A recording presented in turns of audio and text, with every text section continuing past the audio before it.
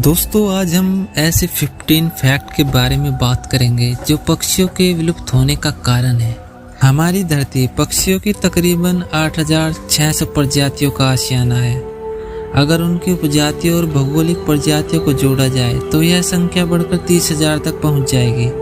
इस दुनिया को खूबसूरत, रंग बिरंगा और सुरीला बनाने में इनका अहम योगदान है। जीवन छोटा हो या बड़ा, अनमोल होता है, खास तौर पर पक्षियों का, जो बहुत ही कोमल और सीधे साधे जीव हैं। धरती पर जितना हक मनुष्य का है उतना ही पक्षियों समेत अन्य जीवधारियों का भी है।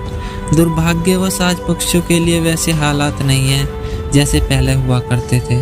बढ़ती जनसंख्या, रहने के लिए अतिक्रमण जैसे हालात ने पक्षियों के रहने की जगहों को तहस नहस कर दिया है। माना जाता है कि पिछले 500 वर्षों में पक्षियों की 130 प्रजाति बिल्कुल ही खत्म हो गई है। लेकिन आधुनिक समय के बदलते हालात में यह चेतावनी दी गई है कि इस सदी के अंत तक उनकी करीब 1250 प्रजातियां लुप्त हो जाएंगी। रंग बिरंगे फूलों की आकर्षक खुशबू के पीछे पक्षी ही प्रमुख कारक है। कई फूलों में परागण पक्षियों के माध्यम से होता है। इसके अलावा फसलों के लिए भी पक्षियों का होना जरूरी है। वे कृषि के लिए नुकसानदेह कीट पतंगों को आहार बनाकर उत्पादन में सहायक होते हैं। लेकिन दुख की बात है कि इन साथियों की संख्या में निरंतर कमी आ रही है। कौवा, गौरैया, सोनचिड़िया, कठफोड़वा और गिद्धों की 43 प्रजातियां विलुप्त हो चुकी है। यह जीव जंतु कल्याण बोर्ड का आकलन है, जो शिकायतों की पड़ताल के बाद तैयार की गई है। पूरे विश्व में पक्षियों की सर्वाधिक प्रजातियां भारत में पाई जाती हैं। कुल 176 ऐसी पक्षी प्रजातियां हैं जो दुनिया भर में और कहीं नहीं, भारत में देखने को मिलती हैं।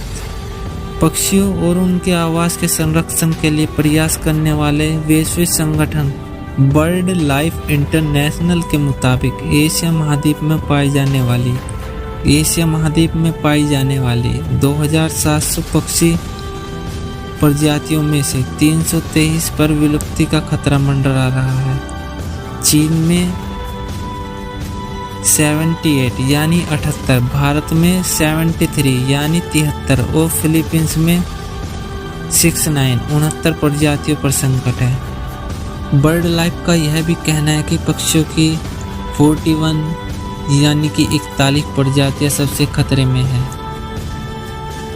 इसके अलावा प्राकृतिक संसाधन भी काफी दबाव झेल रहे हैं। विलुप्ति के कगार पर पहुंची पक्षियों की प्रजातियों के पीछे सबसे बड़ा कारण पेड़ों की कटाई को माना जाता है।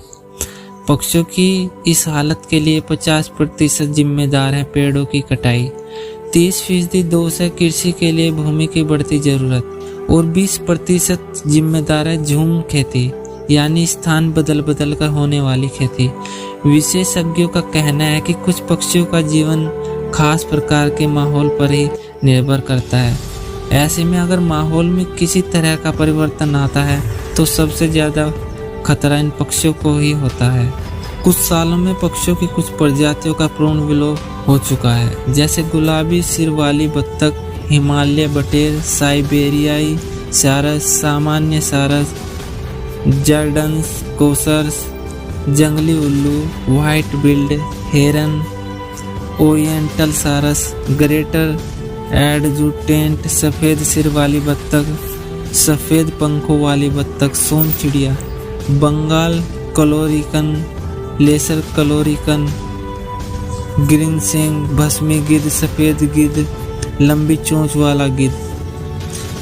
पहले तो यह है कि वातावरण में अचानक जो परिवर्तन हो रहा है, और दूसरी वजह है कि वृक्षों की अंधाधुंध कटाई से इसके लिए आवास की समस्या उत्पन्न हो गई है। क्योंकि कौवों का स्वभाव है कि वे एकांत में अपना घोंसला बनाते हैं। ध्वनि प्रदूषण पक्षियों के लिए बड़ा खतरा बनता जा रहा है। एक अन्य रिपोर्ट के मुताबिक देश में लगातार बढ़ती मोबाइल कनेक्शन की संख्या भी प्रकृति का संतुलन बिगाड़ने का कारण बन चुकी है। मोबाइल तरंगों से पक्षियों में दिशा भ्रम होने के अलावा प्रजनन क्षमता में कमी आती है।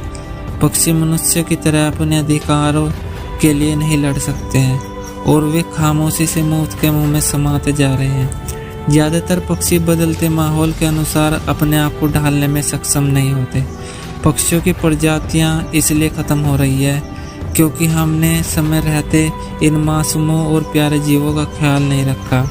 बर्ड लाइफ इंटरनेशनल ने इन पक्षियों को बचाने के लिए कुछ सुझाव भी दिए हैं, जिसमें पक्षियों का सुरक्षित क्षेत्र बढ़ाए जाने और बड़े कानून बनाने की सिफारिश की गई है। सबसे अहम बात यह है कि लोगों को जागरूक और शिक्षित होना चाहिए। दोस्तों, पृथ्वी रंग बिरंगी हो जब भी अच्छी लगेगी।